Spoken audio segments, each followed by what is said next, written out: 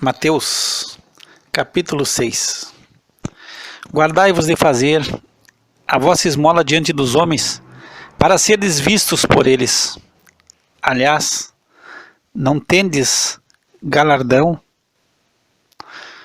junto de vosso Pai que está nos céus. Quando, pois, deres esmola, não faças tocar trombeta diante de ti, como fazem os hipócritas nas sinagogas e nas ruas, para serem glorificados pelos homens. Em verdade vos digo que já tem o seu galardão. Mas tu, quando deres esmola, não saiba a tua mão esquerda o que faz a tua direita, para que a tua esmola seja dada em secreto, e teu Pai, que vê em secreto, ele mesmo te recompensará publicamente. E quando orares, não seja como os hipócritas, pois se comprazem orar em pé nas sinagogas e às esquinas das ruas, para serem vistos pelos homens. Em verdade vos digo que já receberam o seu galardão. Mas tu, quando orares, entra no teu aposento e, fechando a tua porta, ora teu Pai, que está em secreto, e teu Pai, que vem em secreto, te recompensará publicamente. E orando, não useis de vãs repetições como gentios, que pensam que por muito falarem serão ouvidos. Não vos assemelheis, pois, a eles, porque vosso Pai sabe o que vos é necessário antes de vós lhe o pedirdes. Portanto, vós orareis assim: Pai nosso, que estás nos céus, santificado seja o teu nome. Venha o teu reino, seja feita a tua vontade, assim na terra como no céu. O pão nosso de cada dia nos dá hoje, e perdoa-nos as nossas dívidas, assim como nós perdoamos aos nossos devedores. E não nos conduzas à tentação, mas livra-nos do mal, porque teu é o reino, e o poder e a glória para sempre. Amém. Porque se perdoares aos homens as suas ofensas, também vosso Pai Celestial vos perdoará a vós. Se, porém, não perdoardes aos homens as suas ofensas, também vosso Pai vos não perdoará as vossas ofensas. E quando jejuardes, não vos mostreis contristados como os hipócritas, porque desfiguram os seus rostos, para que aos homens pareça que jejuam. Em verdade vos digo que já receberam o seu galardão. Tu, porém, quando jejuares, unge a tua cabeça e lava o teu rosto, para não pareceres aos homens que jejuas, mas a teu Pai que está em secreto. E teu Pai que vem em secreto te recompensará publicamente. Não ajunteis tesouros na terra, onde a traça e a ferrugem tudo consome, e onde os ladrões minam e roubam. Mas ajuntai tesouros no céu, onde nem a traça nem a ferrugem consomem, e onde os ladrões não minam nem roubam. Porque onde estiver o vosso tesouro, ali estará também o vosso coração.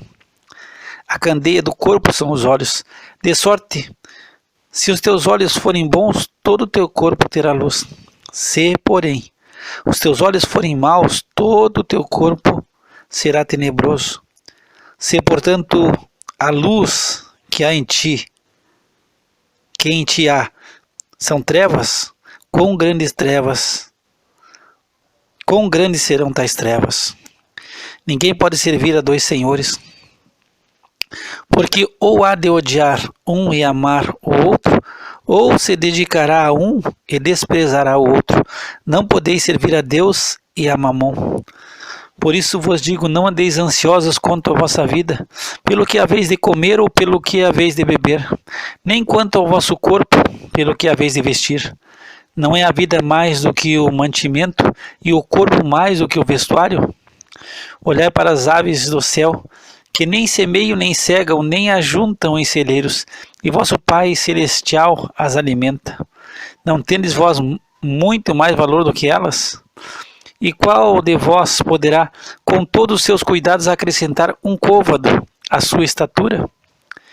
E quanto ao vestuário, por que andais ansiosos?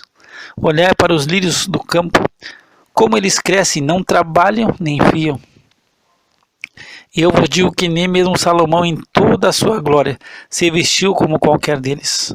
Pois se Deus assim veste a erva do campo, que hoje existe e amanhã é lançada no forno, não vos vestirá muito mais a vós, homens de pequena fé. Não andeis, pois, inquietos, dizendo: que comeremos, ou que beberemos, ou com que nos vestiremos? Porque todas essas coisas os gentios procuram. De certo, vosso Pai Celestial bem sabe que necessitais de todas essas coisas. Mas buscai primeiro o reino de Deus e a sua justiça, e todas essas coisas vos serão acrescentadas. Não vos inquieteis, pois, pelo dia de amanhã, porque o dia de amanhã cuidará de si mesmo. Basta a cada dia o seu mal. Capítulo 7. Não julgueis para que não sejais julgados, porque com o juízo que julgardes sereis julgados. E com a medida com que tiveres medido, vos tornarão a medir. E porque reparas tu no argueiro que está no olho do teu irmão, e não vês a trave que está no teu olho? Ou como dirás a teu irmão: deixa-me tirar o argueiro do teu olho, e eis uma trave no teu olho? Hipócrita, tira primeiro a trave do teu olho, e então verás claramente para tirar o argueiro do olho do teu irmão. Não deis aos cães as coisas santas, nem deiteis aos porcos as vossas pérolas. Não aconteça que as pisem com os pés e, voltando-se, vos despedacem. Pedi e dar-se-vos-á, buscai e encontrareis, batei e abrir-se-vos-á. Porque aquele que pede recebe, e o que busca encontra, e ao que bate, abre-se-lhe-á. E qual dentre vós é o homem que, pedindo-lhe pão, o seu filho lhe dará uma pedra? E pedindo-lhe peixe, lhe dará uma serpente? Se vós, pois, sendo maus, sabeis dar boas coisas aos vossos filhos, quanto mais vosso Pai, que está nos céus, dará bens aos que lhe pedirem? Portanto, tudo o que vós quereis que os homens vos façam, fazei-lhe também vós, porque esta é a lei e os profetas. Entrai pela porta estreita, porque larga é a porta e espaçoso o caminho que conduz à perdição, e muitos são os que entram por ela. E porque estreita é a porta, e apertado o caminho que leva à vida, e poucos há que a encontrem. Acautelai-vos, porém, dos falsos profetas, que vêm até vós vestidos como ovelhas, mas interiormente são lobos devoradores. Por seus frutos os conhecereis. Porventura colhem-se uvas dos espinheiros ou figos dos abrolhos? Assim toda árvore boa produz bons frutos, e toda árvore má produz frutos maus. Não pode a árvore boa dar maus frutos, nem a árvore má dar frutos bons. Toda árvore que não dá bom fruto, corta-se e lança-se no fogo. Portanto, pelos seus frutos os conhecereis. Nem todo que me diz Senhor, Senhor entrará no reino dos céus, mas aquele que faz a vontade de meu Pai, que está nos céus. Muitos me dirão naquele dia: Senhor, Senhor, não profetizamos nós em teu nome, e em teu nome não expulsamos demônios, e em teu nome não fizemos muitas maravilhas? Então lhes direi abertamente: nunca vos conheci. Apartai-vos de mim, vós que praticais a iniquidade. Todo aquele, pois, que escuta estas minhas palavras e as pratica, assemelhá-lo-ei ao homem prudente que edificou a sua casa sobre a rocha.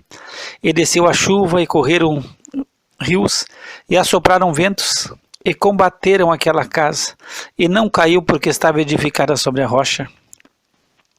E aquele que ouve estas minhas palavras e não as cumpre, compará-lo-ei ao homem insensato que edificou a sua casa sobre a areia, e desceu a chuva, e correram os rios, e assopraram ventos, e combateram aquela casa. E caiu, e foi grande a sua queda. E aconteceu que, concluindo Jesus esse discurso, a multidão se admirou da sua doutrina, porquanto os ensinava como tendo autoridade, e não como os escribas. Capítulo 8. E descendo ele do monte, seguiu-o uma grande multidão. E eis que veio um leproso, e o adorou, dizendo: Senhor, se quiseres, pode tornar-me limpo. E Jesus, estendendo a mão, tocou, dizendo: quero ser limpo. E logo ficou purificado de sua lepra. Disse-lhe então Jesus: olha, não o digas a alguém, mas vai, mostra-te ao sacerdote e apresenta a oferta que Moisés determinou para lhes servir de testemunho. E entrando Jesus em Cafarnaum, chegou junto dele um centurião, rogando-lhe e dizendo: Senhor, o meu criado jaz em casa paralítico e violentamente atormentado. E Jesus lhe disse: eu irei e lhe darei saúde. E o centurião respondendo disse: Senhor, não sou digno que entres debaixo do meu telhado, mas dize somente uma palavra e o meu criado há de sarar.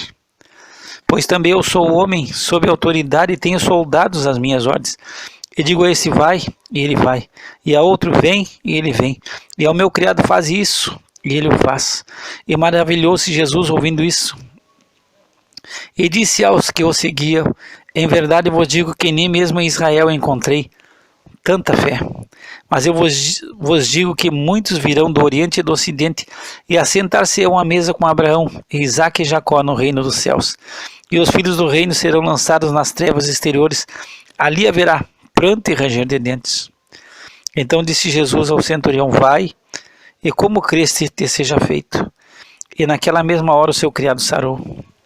E Jesus, entrando em casa de Pedro, viu a sogra deste acamada e com febre, e tocou-lhe na mão, e a febre a deixou. E levantou-se e serviu-os.